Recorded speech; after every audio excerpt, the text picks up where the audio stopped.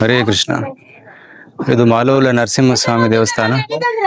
ಮಾ ಅಂದ್ರೆ ಲಕ್ಷ್ಮೀ ದೇವಿ, ಲೋಲ ಅಂದ್ರೆ ಪ್ರಿಯ, ಲಕ್ಷ್ಮೀ ಪ್ರಿಯ ನರಸಿಂಹ ಅಂತ ಅರ್ಥ.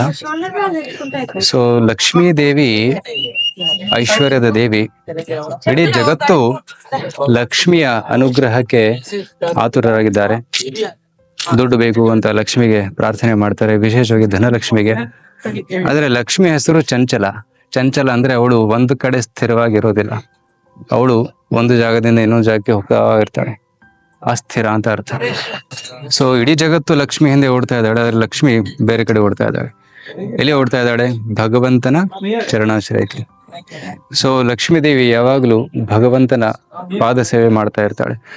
ಅವಳ ಹೆಸರು ಚಂಚಲ ಅಲ್ಲೂ ಕೂಡ ಒಂದೇ ಜಾಗದಲ್ಲಿ ಅವಳು ಸ್ಥಿರವಾಗಿರ್ತಾಳೆ. ಅದು ಜಾಗ ಯಾವುದಂದರೆ ಭಗವಂತನ ಪಾದ. ಜಾನುದ್ವಯಂ ಜರ್ಜಲೋಚನಯ ಜನನ್ಯ ಲಕ್ಷ್ಮ್ಯಾಖಿಲಸ್ಯ ಸುರವಂದಿತಯ ವಿಧಾತು. ಸೊ ಬ್ರಹ್ಮ, ಇಂದ್ರ, ಎಲ್ಲ ದೇವತೆಗಳು ಲಕ್ಷ್ಮಿ ಆರಾಧನೆ ಮಾಡ್ತಾರೆ. ಆದ್ರೆ ಲಕ್ಷ್ಮಿ ಭಗವಂತನ ಪಾದದ ಸೇವೆ ಮಾಡ್ತಾ ಇದ್ದಾಳೆ. ಸೊ ರಾವಣ ಮತ್ತೆ ಹಿರಣ್ಯಕಶಿಪು ಅಂತಹ ಜನರು ಲಕ್ಷ್ಮಿಯ ಶೋಷಣೆ ಮಾಡಕ್ಕೆ ಇಚ್ಛೆ ಪಡ್ತಾರೆ.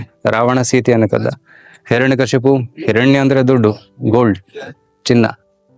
ಮತ್ತೆ ಕಶಿಪು ಅಂದ್ರೆ ಸಾಫ್ಟ್ ಬೆಡ್, ಗಾದೆ ಅಂದ್ರೆ ಹಾಸಿಗೆ. ಸೊ ಯಾರು ಇಂದ್ರ ತೃಪ್ತಿಗೆ ಆಸಕ್ತರಾಗಿದ್ದಾರೆ, ವಿಶೇಷವಾಗಿ ದುಡ್ಡು, ಹೆಣ್ಣು ಮತ್ತೆ ಹೊಣ್ಣು, ಅವರಿಗೆ ಹಿರಣ್ಯಕಶಿಪು ಅಂತ ಕರೀತಾರೆ.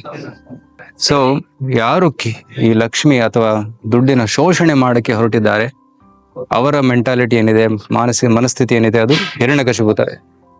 ಆದ್ರೆ ಯಾರು ಲಕ್ಷ್ಮಿಯನ್ನ ಭಗವಂತನ ಸೇವೆಯಲ್ಲಿ ತೊಡಗಿಸ್ತಾರೆ, ಅವರ ಮೆಂಟಾಲಿಟಿ ಹೇಗೆ? ಹನುಮಂತನ ಹಾಗೆ. ರೈಟ್. ಹನುಮಂತ ಸೀತೆಯನ್ನ ರಾಮಚಂದ್ರ ಜೊತೆ ಜೋಡ್ಸಕ್ಕೆ ಪ್ರಯತ್ನ ಪಟ್ಟ, ರಾವಣ ಸೀತೆಯನ್ನ ರಾಮಚಂದ್ರರಿಂದ ದೂರ ಮಾಡೋಕೆ ಪ್ರಯತ್ನ ಪಟ್ಟ. ಸೊ ಅದೇ ರೀತಿ ಭಗವದ್ಭಕ್ತರು, ಪ್ರಹ್ಲಾದನಂತಹ ಭಗವದ್ಭಕ್ತರು ಇಡೀ ಸಂಪತ್ತನ್ನ, ಲಕ್ಷ್ಮಿಯನ್ನ ಭಗವಂತನ ಸೇವೆಯಲ್ಲಿ ತೊಡಗಿಸ್ತಾರೆ.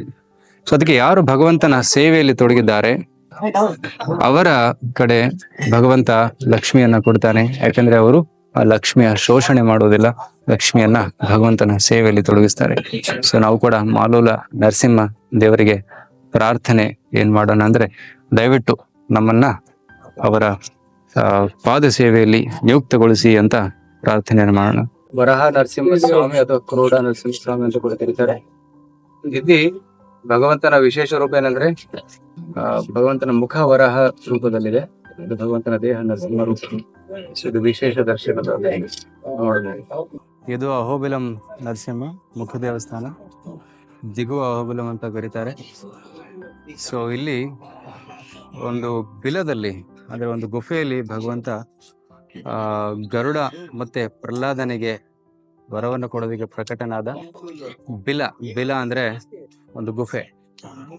ಅಹೋಬಿಲಂ ಅಂತಂದ್ರೆ ಭಗವಂತ ಆ ಗುಫೆಯಲ್ಲಿ ಪ್ರಕಟನಾಗಿ ಪ್ರಹ್ಲಾದ ಮತ್ತೆ ಗರುಡನಿಗೆ ದರ್ಶನವನ್ನ ನೀಡಿದ. ಸೊ ಅಹೋಬಿಲಂ ಅಂತ ಹೆಸರು ಈ ಒಂದು ಕಾರಣದಿಂದಲೂ ಕರೀತಾರೆ. ಸೊ ಇಲ್ಲಿ ನರಸಿಂಹದೇವರು ಉಪಸ್ಥಿತರಿದ್ದಾರೆ. ಮತ್ತೆ ಇಲ್ಲಿ ಉತ್ಸವ ಮೂರ್ತಿ ಜ್ವಾಲಾ ನರಸಿಂಹ ಮೂರ್ತಿ. ಸೊ ಇಲ್ಲಿ ನಾವು ಭಗವಂತನಿಗೆ ಪ್ರಾರ್ಥನೆ ಮಾಡೋಣ. ನಾವೆಲ್ಲರೂ ಸೇರಿ ಇಲ್ಲಿ ಭಕ್ತರೆಲ್ಲ ಸೇರಿ ಭಗವಂತನಿಗೆ ಪ್ರಾರ್ಥನೆ ಮಾಡಿದೀವಿ. ಈ ದಕ್ಷಿಣ ಭಾರತದಲ್ಲಿ ಪ್ರಚಾರ ಕಾರ್ಯ ವೃದ್ಧಿಯಾಗಲಿ ಅಂತ, ಭಕ್ತರ ಸಂಸಾರ, ಭಕ್ತರ ಪರಿವಾರ ಎಲ್ಲರಿಗೂ ಕ್ಷೇಮ ಒದಗಿಸಿಕೊಡಲಿ, ಮತ್ತೆ ಎಲ್ಲರೂ ಕ್ಷೇಮವಾಗಲಿ, ಮತ್ತೆ ಭಕ್ತಿ ಕಾರ್ಯ ಹೆಚ್ಚಲಿ.